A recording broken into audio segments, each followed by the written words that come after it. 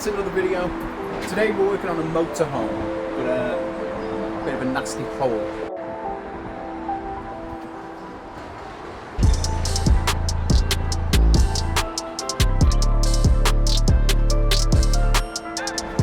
So one of the first things we always do on motorhomes, we'll shade match the paint first just to make sure we can get an exact shade variant. And so here I've just got my selection of the most common used whites on motorhomes and caravans.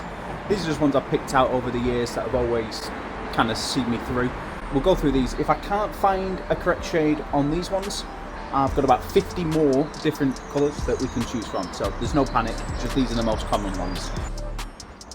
Motorhomes do fade quite badly over the years, they get UV damage, so using a specific colour code doesn't usually work, which is why we carry these shade match, and we can pick a custom colour straight off the chips. Yeah, so this looks like it's the correct shade. It's a Fiat 268A, which is Bianco, so we'll get that one mixed up and yeah, we'll use that one. So, here we are. So, yeah, customers put a bit of silicone in here. So we're gonna dig it out first of all, and we can have a look at what's underneath. This damage was apparently caused by a tree branch. It had been cut down, so it's quite a chunky log that it backed into, and it punched a hole in. So let's dig this silicone out.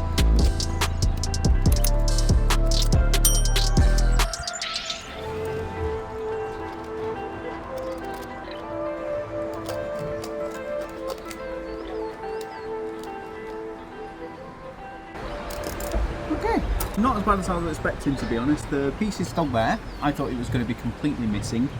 You can see the fiberglass itself has cracked and split. I am going to try and get a tool behind there and pry it back straight, and I'm going to fiberglass to reinforce it.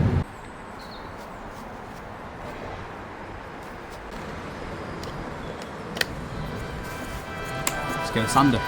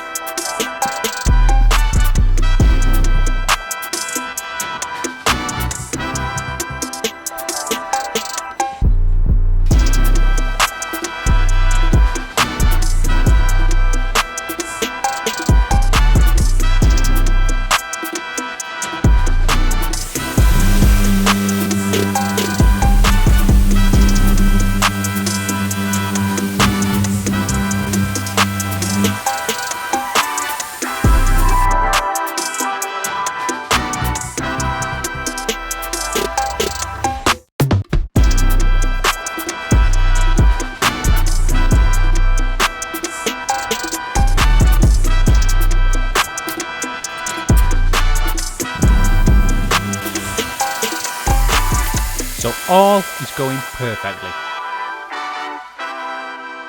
And then it happened. A painter's worst nightmare. Well, when you're working outside. Rain.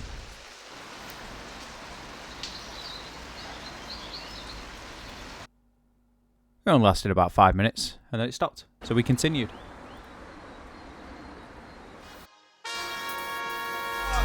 Get out and give him that dog. Ay, show out and get in that mode. Oh, we letting it off, whatever the cost. Get out and give him that dog. Get out and give him that dog. Ay, show out and get in that mode. We letting it off, whatever the cost. Ay, pound on my chest.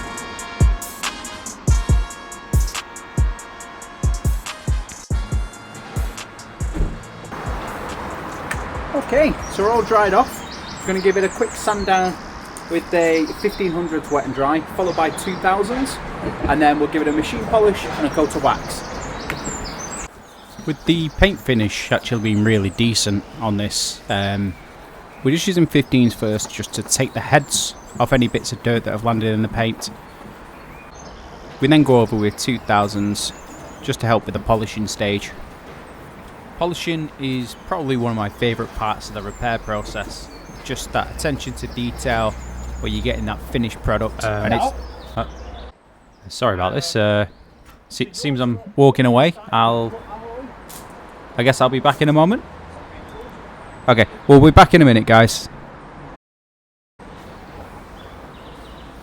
So yeah, the finish was good.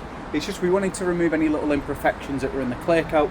We're painting outside. You're going to get an occasional little bit of dust or ingress in the clear coat. So it's just to get rid of that out the surface, and then we're ready for a polish.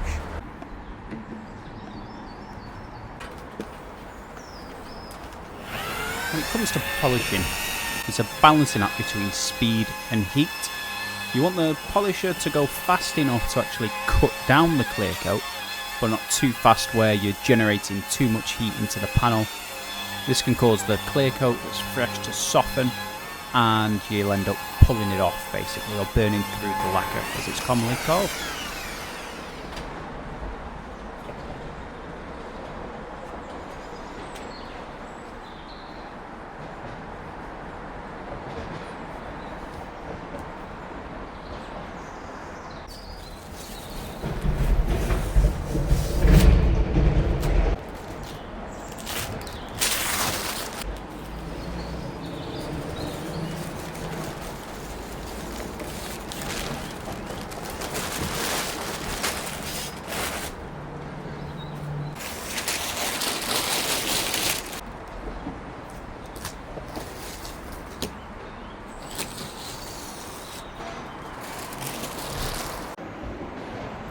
I hope you like this video. If you want to see more, like and subscribe.